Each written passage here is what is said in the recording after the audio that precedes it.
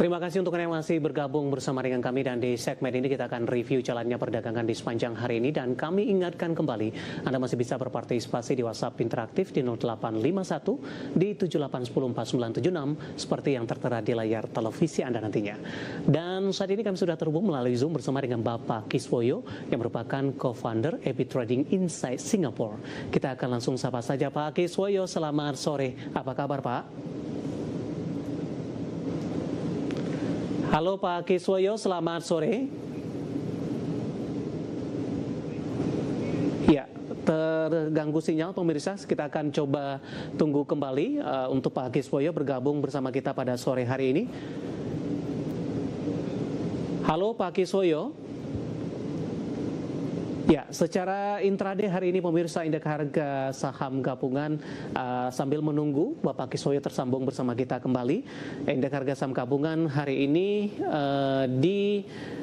bergerak di zona hijau pemirsa, lebih dominan. Kemudian laju penguatannya lebih ke arah terpangkas, dan selanjutnya hari ini masih bertahan di atas level 7 ribuan. Di mana posisi saat ini atau jelang penutupan di 7.080.383 menguat di 0,33%. Dari sisi sentimen sebenarnya indeks harga saham gabungan dibayangi oleh sentimen positif pemirsa, di mana posisi saat ini bursa-bursa global lebih cenderung bergerak positif, bahkan dari bursa Amerika Serikat mencatatkan rekor tertinggi kembali di tengah keoptimisan posisi dari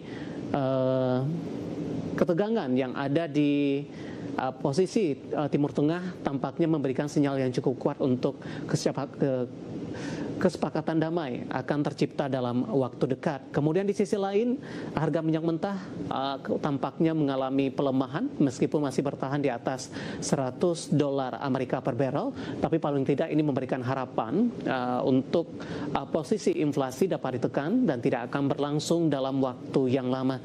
Di sisi lain, hari ini nilai tukar rupiah berbalik menguat pemirsa, ketika indeks dolar Amerika mengalami pelemahan, di mana posisi rupiah hari ini berbalik menguat setelah di hari sebelumnya mencatatkan level intraday dan penutupan terlemah di sepanjang sejarah, dan hari ini menguat ke level 13.700-an. Sementara dari data domestik, posisi Menteri Keuangan, Menko Perekonomian dan juga Bank Indonesia melakukan rapat dengan Bapak Prabowo Subianto untuk mengambil langkah-langkah dalam melakukan stabilisasi nilai tukar rupiah yang masih bergerak di level atas. Baik, kita mungkin sudah tersambung kembali dengan Bapak Kiswoyo. Halo Pak. Ya, halo, selamat sore.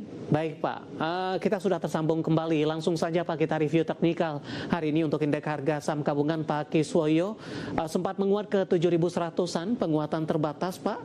Saham-saham big cap dan konglomerasi yang sebelumnya menopang di sesi pertama, laju penguatannya juga terbatas. Analisis Anda secara teknikal, IHSG belum stabil, bertahan di 7.100-an Pak Kiswoyo. Ya, kalau memang lihat 7.000 adalah level psikologis sekaligus level supportnya IHSG. Jadi kita berharap selama dia bertahan di atas level 7.000, dia akan menuju ke arah garis tengahnya. Jadi level psikologisnya kan 7.000 dan 7.500. Garis tengahnya itu 7.250. Jadi saat ini range-nya adalah range 7.000 dan 7.250. Lalu kalau bisa lewat di atas 7.250, lewat dan closing di atas 7.250, maka range berikutnya adalah 7.250 dan 7.500. Jadi memang saat ini sudah stabil di atas level 7.000. Harapannya kalau hari ini closingnya nanti bentar lagi 1 menit lagi closing, harusnya sih masih nggak beda jauh. Ini berarti besok kita memang range-nya masih area 7.000 dengan 7.250, dan baik, harusnya sentimennya masih bagus karena kemarin data laporan pertumbuhan ekonomi Indonesia juga sangat baik ya, 5,6%. Walaupun di sektor realnya mungkin ada beberapa yang ngeluh kok belum bergerak dan sebagainya, tapi data itu sudah keluar. Memang ada beberapa kelemahan yang kita lihat, itu memang sejalan. Artinya kalau lihat data sektor pertambangannya kok agak minus ya, karena kan memang rencana RKAP-nya pertambangan kan ditahan tuh sama pemerintah, yang batu bara diturunin dan sebagainya, itu otomatis mengerem. Jadi mungkin harapannya sih nanti RKP-nya dinaikkan lagi, jadi jumlah produksi pertambangan kita kayak batu bara, nikel itu diopen lagi minimal sama dengan tahun kemarin lah. Atau harga juga, pemerintah juga butuh uang. Jadi itu sih yang diharapkan sebetulnya, seperti itu. Baik, Pak Kiswoyo, di minggu depan MSCI di 12 Mei akan mengumumkan, Pak, meskipun sudah ada sinyal-sinyal ini dari beberapa saham yang akan mungkin terdepak. Bagaimana Anda melihat dampak dari pengumuman ini nantinya? Apakah sudah price in, walaupun terdampak tapi hanya bersifat sementara saja, seperti yang disampaikan oleh OJK tadi di topik pilihan kita hari ini? Jadi kalau lihat pernyataan MSCI terakhir itu mereka memang masih akan mereview. Jadi karena mereka kan sibuk. Jadi bulan Mei ini mereka sibuk ngurusin seluruh dunia.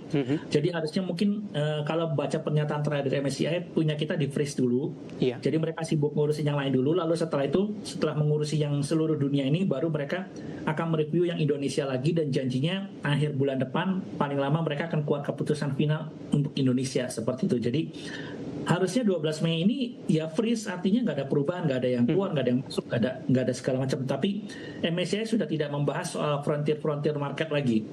Jadi artinya ya kita akan tetap di sini di emerging market, tinggal masalahnya akan ada pengurangan bobot atau penambahan bobot atau tetap. Jadi sudah ada 3 opsi saya bilang. Jadi bobotnya tetap dikurangin atau ditambahkan seperti itu doang. Jadi tapi kalau saya lihat kemungkinannya adalah freeze dulu karena mereka sibuk mengurusi seluruh dunia. Karena sebetulnya yang saya lihat dan saya baca dan saya dengar yang diinginkan oleh MSCI itu hanya HSC, tapi kita memberikan lebih. Ada data 1% di open, nah otomatis mereka butuh mereview lagi data 1%, itu mereka butuh waktu karena emiten di kita kan ada lebih dari 900. Nah jadi mereka karena harus mereview seluruh dunia juga, ya udah mereka ngurusinnya seluruh dunia dulu. Yang Indonesianya harus dicek satu persatu lagi soal data kepemilikan data 1%-nya, ya otomatis mereka butuh waktu lah seperti itu. Jadi makanya mereka bilang mereka pengennya Juni untuk Indonesia gitu. Baik Pak Kiswoyo, untuk DSSA dan Brand ini kan masuk kepada anggota HSC ini dibandingkan juga dengan beberapa saham lainnya yang juga masuk. Dalam ketentuan MSCI, apakah memang tidak dikatakan begitu kalau Brand dan DSSA berpotensi terdepak meskipun statusnya masih dalam pembekuan? Kalau memang pernyataan terakhir mereka bilang seperti yang diterapkan di Hong Kong, daftar yang masuk list HSC itu pasti akan dikeluarkan, gitu kan. Kalau kita mengacu pada di Hong Kong. Nah tentunya Brand dan DSSA kayaknya ada kemungkinan akan terdepak. Tapi memang bahasanya mereka bilang, nah ini memang agak-agak ambigu. Jadi memang ada banyak pendapat orang. Ya kalau versi lainnya adalah bahwa mereka bilang akan mengeluarkan, tapi sebelum itu mereka akan freeze dulu gitu loh. Kenapa? Karena mereka juga ingin mereview yang lain-lain gitu loh. Termasuk yang data 1% itu yang jadi konsentrasi mereka. Ini siapa aja punya data 1%? Karena di luar negeri itu data paling hanya 4% atau 5%. Nggak beda jauh sama data kita yang lama. Sama kita di open lagi semua kan sampai 1%. Otomatis mereka tidak akan nggak mungkin nggak dilihat, pasti mereka cek lagi. Gitu. Jadi memang untuk yang HSC itu kayaknya mereka pasti akan dikeluarkan, cuma mungkin untuk di MSCI yang berikutnya. Jadi yang Mei ini mereka akan sibuk yaitu mereview seluruh dunia dulu. Setelah itu mereka akan melihat lagi si data 1%.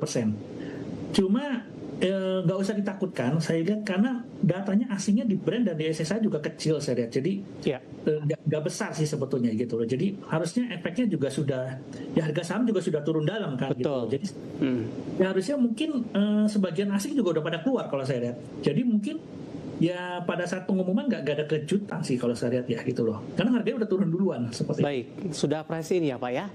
Ya betul. Oke, kita akan jeda kembali Pak Kiswoyo, menarik. Nanti kita akan coba lihat juga saham-saham pilihan apa saja yang direkomendasikan, dan pemirsa kami akan segera kembali sesaat lagi.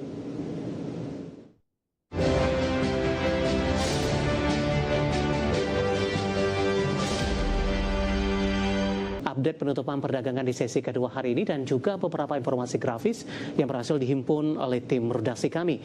Dan pemirsa, di penutupan perdagangan di sesi kedua hari ini, indeks harga saham gabungan masih mampu bertahan di zona hijau dan masih mampu bertahan di atas level 7.000-an. Di mana di menit terakhir jelang penutupan, penguatan indeks harga saham gabungan bertambah sehingga posisi penutupan secara persentase di 0,50% dan ditutup hanya beberapa poin dari level 7.100-an, tepatnya di 7.092.467. Sementara intraday hari ini di 7.127.721 untuk intraday tertinggi dan sempat melemah di 7.049.920. Langsung saja kita ke grafis yang pertama pemirsa. Kita akan coba lihat posisi penutupan beberapa indeks lainnya di tengah indeks harga saham gabungan yang masih mampu mempertahankan posisi penguatan di sesi kedua hari ini. MNC 36 menguat di 0,48%, Jakarta Islamic Index menguat di 0,98%, LQ45 juga menguat di 0,17%. Grafis rotasi pergerakan sektoral pemirsa. Barang baku memimpin penguatan di 1,91%, transportasi dan logistik juga menguat di 1,82%, kesehatan melemah di 0,65%, keuangan hari ini berbalik menjadi pemberat di 0,64% minus. Selanjutnya saham-saham yang hari ini masuk ke dalam deretan top gainers pemirsa. Ada Antam rebound di 3.800, Mina juga menguat di 390, Energi hari ini melonjak hingga di atas 6%, ditutup menguat di 1840, dan Kota menguat di 163. Saham-saham yang hari ini menjadi pemberat pemirsa didominasi oleh saham-saham grup Prayogo Pangestu setelah di perdagangan hari sebelumnya menjadi penopang utama. PTRO tertekan ke 5650, Cuan CDIA hari ini juga melemah, sementara grup konglomerasi lainnya ada Bufa ditutup melemah di Rp1.100 per sahamnya. Update pergerakan indeks harga saham gabungan dan juga beberapa informasi grafis, dan semoga bisa menjadi referensi untuk Anda dalam menghadapi perdagangan di hari selanjutnya.